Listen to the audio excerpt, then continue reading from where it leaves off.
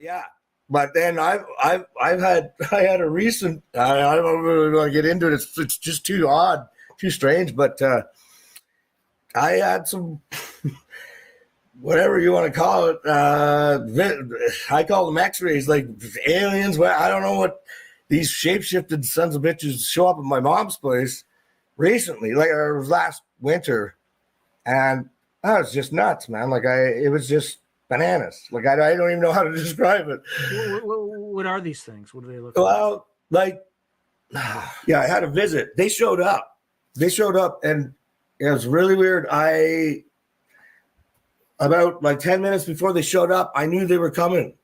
It just so happened, and again, this could all be in my head or something, but yeah, I was a real nuts and bolts kind of researcher, and I've gone like from nuts and bolts to like basically like full woo-woo. Like I'm flying right over the woo-woo nest, like it's just so I guess you'd call it, I've gone full Jack Valet sort of style. Like it's so Shalia's asking. The one that shot, yeah. So and I look, when I say one, like these could all be just one big something that can operate as independent units. I don't really know, but I don't really understand. Not that I necessarily know how to define what is interdimensional, but these things seem to me like they materialize out of nature almost or something. I don't know. Or they're able to like, pass through a membrane that's up against the membrane of our reality or some such thing, or they're using some phase cloak if you want to go nuts and bolts on it. But this thing. So I'm at my mom's place and I know these things are coming. Don't ask me how I know it. But my mom was there. She woke up at one point. But anyway, so I didn't think these things were coming. I was at her place. The front door is like this. It's like an old castle door that's like, I don't know, 12, 13 feet high, oak door. Like you're not getting through that. But then there's this like bank of windows above it that would look down in. Well, who do I see up through those windows, like looking down at me, was for the best, and take this for what it's worth, the best that I could describe it, it looked like basically a Tyrannosaurus Rex or like a dinosaur head, but I have like these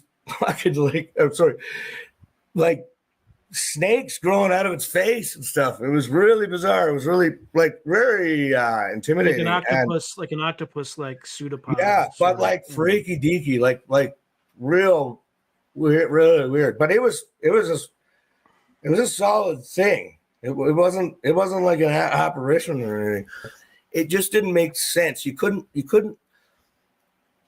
consolidate it with reality if you accepted like what your brain was perceiving it as. Like when we look around a room or whatever, we are only optically observing enough data of any given object, and that until there's enough data that our brain says, oh, I know what that is. That's a laptop or that's a whatever. And then you can look on to the next thing. So we don't actually, or we don't often in our day-to-day goings around, like actually spend the time to observe, like, what is that I'm looking at, right? And try to remove your perceptual filter and just try to observe the raw data optically. So anyway, that present themselves in such a way, the richness of the data is so